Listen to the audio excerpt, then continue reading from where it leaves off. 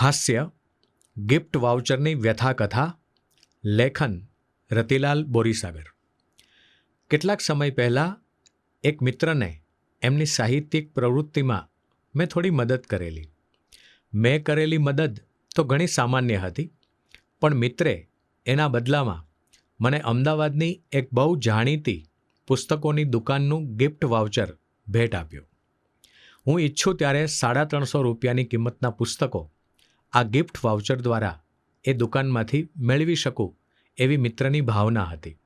પુસ્તકો હું ક્યારેક ખરીદું છું, તેમ છતાં મને પુસ્તકો ભેટમાં મળે છે ત્યારે વિશેષ આનંદ થાય છે.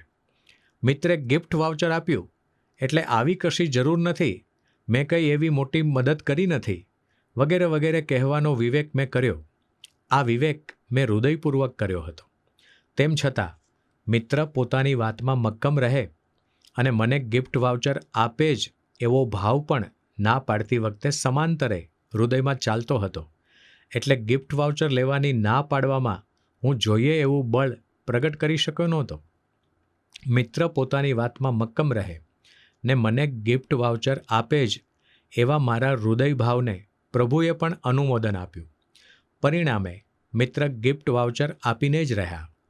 ગિફ્ટ વાઉચર દ્વારા મારે 1-2 પુસ્તકો જ પસંદ કરવાના થવાના એની મને ખબર હતી, પણ પુસ્તકોના વિશાળ ભંડારમાંથી 1-2 પુસ્તકો પસંદ કરવાનું સહેલુંય નહોતું.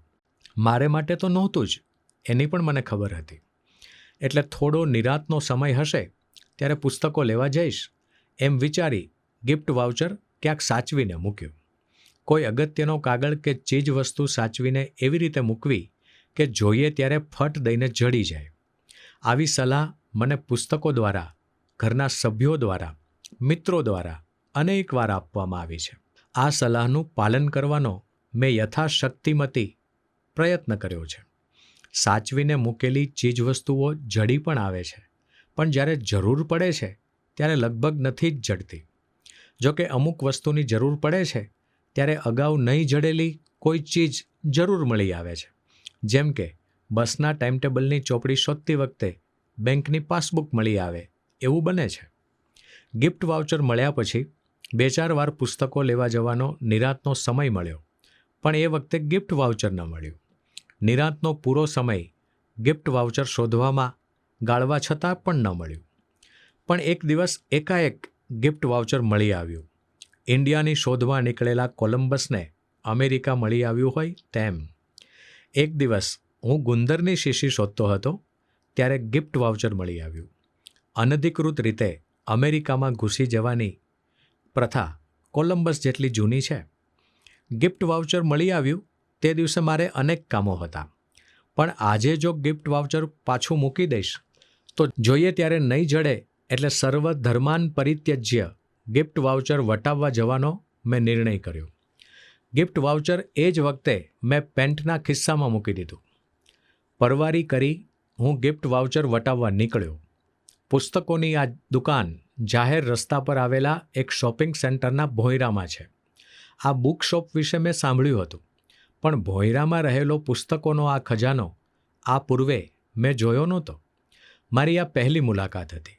બાળ વાર્તાઓમાં આવા ભોંયરામાં રહેલા ધનના ખજાનાની અનેક વાતો મેં વાંચી હતી. એ વખતે કલ્પના વિહાર કરી આવો ખજાનો મેળવવા અનેકવાર હું આવા ભોંયરામાં પહોંચી ગયો હતો. પણ આજે પુસ્તકોના ખજાનાવાળા ભોંયરામાં સદેહે પહોંચી જવાનો અનોખો રોમાંચ હું અનુભવી રહ્યો હતો. સ્કૂટર પાર્ક કરી હું પુસ્તકોના ખજાનાવાળા ભોંયરામાં ઉતર્યો. પુસ્તકોનો ખજાનો જોઈ હું છક થઈ ગયો. પુસ્તકો, પુસ્તકો, બસ પુસ્તકો. અનેકાનેક ઉત્તમ પુસ્તકોમાંથી કયા 1-2 પુસ્તકો લેવા તે પ્રશ્ને હું ઠીક મૂંઝાઈ ગયો. થોડાક પુસ્તકો ગમ્યા, પણ એની કિંમત ઘણી વધારે હતી. મને ખૂબ ગમેલું એક પુસ્તક તો 1000 રૂપિયાની કિંમતનું હતું. 350ની ઉપરના પૈસા આપું તો એ પુસ્તક પણ ખરીદી શકું એવી જોગવાઈ હતી, જે માટે હું તૈયાર નહોતો. સાહિત્યમાંથી બ્રહ્માનંદ જેવો આનંદ મળે છે એવું કહેવાય છે, પણ મફતમાં મળતા સાહિત્યમાંથી તો કદાચ બ્રહ્માનંદથી પણ અધિક આનંદ મળે છે. આખરે 350 રૂપિયાના 3 પુસ્તકો મેં પસંદ કર્યા. પુસ્તકો લઈ હું ભોંયરાની બહાર આવ્યો. પણ સ્કૂટર જ્યાં પાર્ક કર્યું હતું અથવા તો જ્યાં પાર્ક થયું હશે એમ હું માનતો હતો ત્યાં સ્કૂટર નહોતું. સ્કૂટર છેલ્લી લાઇનમાં મૂક્યું હતું એવું મને ચોક્કસ યાદ હતું, કારણ કે આગળની ત્રણેય લાઇનમાં ક્યાંય સ્કૂટર મૂકવાની જગ્યા જ નહોતી. પણ એકાએક મારા મનમાં શંકા ગઈ. હું સ્કૂટર લાવ્યો તો હોઈશ ને? સ્કૂટરની ચાવી મારી પાસે હતી, એટલે આમ તો આવી શંકા કરવાનું કારણ નહોતું. પણ અગાઉ એવું બન્યું હતું કે સ્કૂટરની ચાવી લઈને નીચે ઉતર્યો હોઉં ને પછી રિક્ષા કે બસમાં બહાર ગયો હોઉં. પણ હું પુસ્તકોની દુકાને આવ્યો હતો ત્યારે એક યુવાને મને આપેલી સલાહ યાદ આવી. એણે કહ્યું હતું, કાકા, આમ બળદગાડીની ઝડપે સ્કૂટર ચલાવવું હોય તો રસ્તાને છેડે ચલાવો. પણ આમ આજે જ કહેવાયું હતું કે ગયા અઠવાડિયે? એવી પણ શંકા થઈ. પણ પછી રસ્તામાંથી રવિવારનું છાપું લીધું હતું તે યાદ આવ્યું. તે દિવસે સોમવાર હતો, એટલે રવિવારનું છાપું તો તે જ દિવસે લીધું હોય અને તો હું સ્કૂટર પર જ આવ્યો હોઉં એવું સિદ્ધ થાય. હું સ્કૂટર પર આવ્યો હતો તે નિર્ણય તો થયો, પણ સ્કૂટર ક્યાં? ઉર્વશી ક્યાં?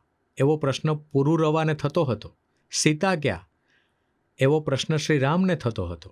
એમ સ્કૂટર ક્યાં? એવો પ્રશ્ન મને થયો. સ્કૂટર વિરહથી વ્યાકુળ થયેલો હું શોપિંગ સેન્ટરના વોચમેન પાસે ગયો ને મારું સ્કૂટર ન હોવાનું નમ્ર નિવેદન કર્યું. ચોથી લાઇનમાં મૂક્યું હતું? વોચમેને પૂછ્યું. હા, મેં કહ્યું, ત્યાં જ જગ્યા હતી. તો કદાચ ટ્રાફિકવાળાઓ ટો કરી ગયા હશે. શોપિંગ સેન્ટર પાસે મૂક્યું હતું તોય? હા, પહેલી 3 લાઇનમાંથી કોઈ લાઇનમાં સ્કૂટર પાર્ક કર્યું હોય તો જ કાયદેસર ગણાય છે. મેં આમ તેમ જોયું. ન તો આવી સૂચના શોપિંગ સેન્ટરવાળાએ ક્યાંક મૂકી હતી કે ન તો ટ્રાફિકવાળાએ. વોચમેન બંધુ પણ સહદેવની જેમ મેં પૂછ્યું ત્યારે જ બતાવી રહ્યા હતા. આમ પણ આપણે ત્યાં ગુનો ન બને તે માટે શું કરવું તે અંગે ભાગ્યે જ વિચારાતું હોય છે. ગુનો બને પછી શું કરવું એ જ આપણે માટે મુખ્ય બાબત હોય છે. રિક્ષા કરીને અપહૃત સ્કૂટરની શોધમાં નીકળ્યો. નહેરુ બ્રિજ પાસે આવા બંદીવાન સ્કૂટરો રાખવામાં આવે છે તેવી માહિતીના આધારે પહેલાં ત્યાં જવું એમ વિચારી રિક્ષાને ડાબી બાજુ લેવડાવી. તો નહેરુ બ્રિજને બદલે નવરંગપુરા ક્રોસિંગ આવ્યું. મેં કહ્યું, મારી ભૂલ થઈ, મારે નહેરુ બ્રિજ જવાનું છે. એમાં માફી માગવાની જરૂર નથી. આપણે અહીં સુધી તમારા ખર્ચે જ આવ્યા છીએ અને પાછા પણ તમારા ખર્ચે જ જઈશું, રિક્ષાવાળાએ કહ્યું. અમે નહેરુ બ્રિજ આવ્યા. અનાથની જેમ મારું સ્કૂટર ત્યાં ઊભું હતું. 100 રૂપિયાનો દંડ ભર્યો.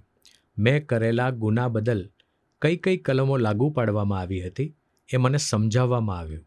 350ની ભેટ કૂપનમાંથી 130 રૂપિયા, 100 રૂપિયા દંડના અને 30 રૂપિયા રિક્ષાના કપાઈ ગયા. ખોટી રીતે પાર્ક કરેલા સ્કૂટરને ઉપાડી જવાના ટ્રાફિક પોલીસના ઉત્સાહની હું કદર કરું છું. પરંતુ લોકો સાચી રીતે પાર્ક કરી શકે એવી વ્યવસ્થા પણ ઊભી થવી જોઈએ એવી વિનંતી કરતો પત્ર આરટીઓને લખવાનો મેં વિચાર કર્યો. પણ પછી પત્ર લખવાનું રહી ગયું એટલે 350માંથી વધુ 5 રૂપિયા કપાતા રહી ગયા.